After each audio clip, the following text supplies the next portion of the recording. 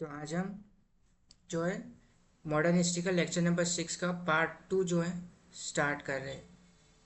ठीक है।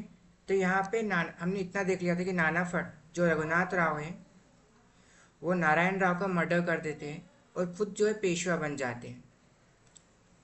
नारायण राव का मर्डर करके पेशवा बन जाते हैं। ठीक है।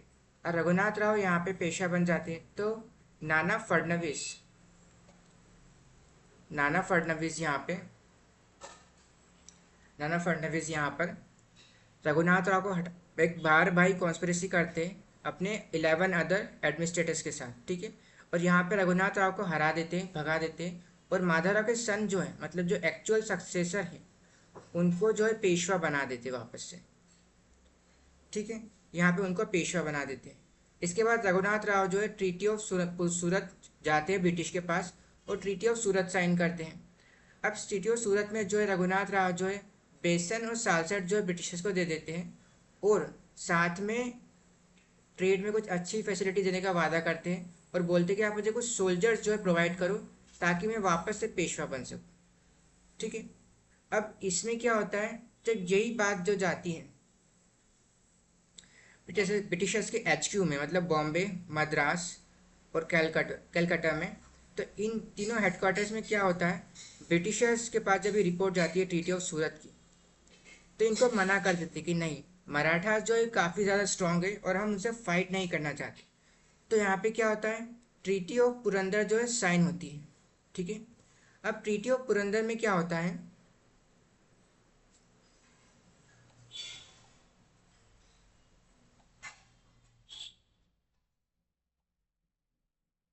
ट्रीटी ऑफ पुरंदर में क्या होता है कि यहाँ पे बोलते कि हम आपको प्रोटेक्ट करेंगे, मतलब यहाँ पे इंग्लिश क्या बोलते कि रघुनाथ राव को कि हम आपको प्रोटेक्ट करेंगे और पेंशन यहाँ पे देंगे, मतलब आपको प्रोटेक्ट करेंगे हम पेशवा से और आपको एक पेंशन प्रोवाइड कर देंगे, लेकिन हम मराठा से फाइट नहीं करेंगे। ठीक है। यहाँ पे वो मराठा से फाइट करने के लिए बिल्कुल मना कर देते हैं। ठीक है। तो यहाँ पे एक तरीके से नाना फडणवीस की जीत हो जाती है। अब 1777 में क्या होता है, नाना फडणवीस महाराष्ट्र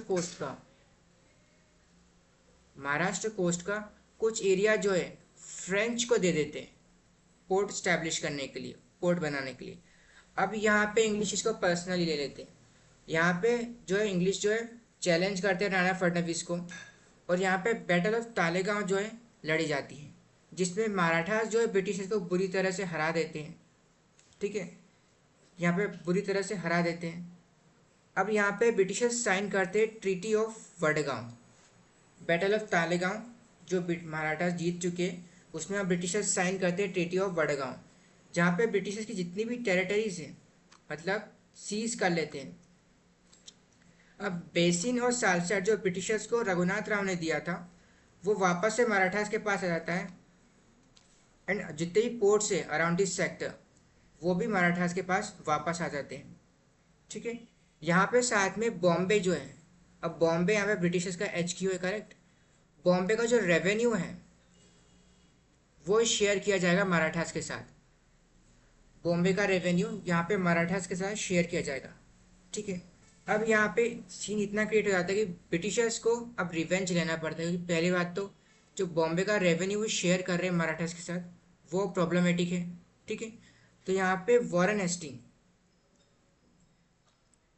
हेस्टिंग जो है मराठा से अब फाइट लड़ते हैं, जो जनरल लेते हैं ब्रिटिशर्स के वो यहाँ पे मराठा से फाइट लड़ते हैं।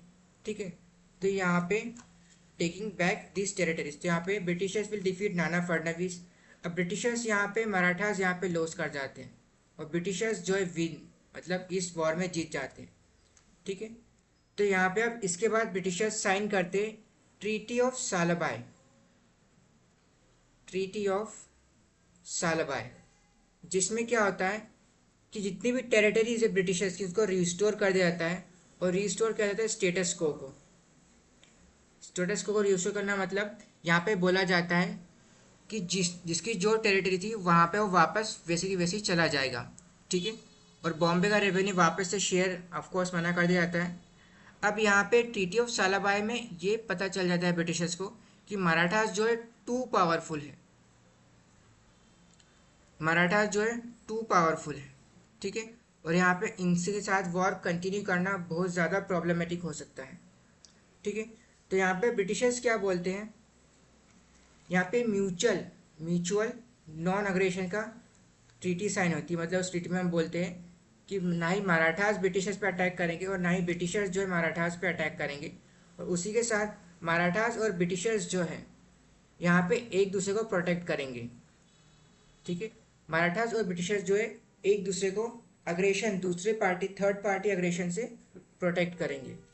ठीक है, तो इसी तरह यहाँ पे क्या होता है, फर्स्ट एंग्लो मराठा वॉर जो है ख़त्म हो जाती है, फर्स्ट एंग्लो मराठा वॉर जो है फिनिश हो जाती है।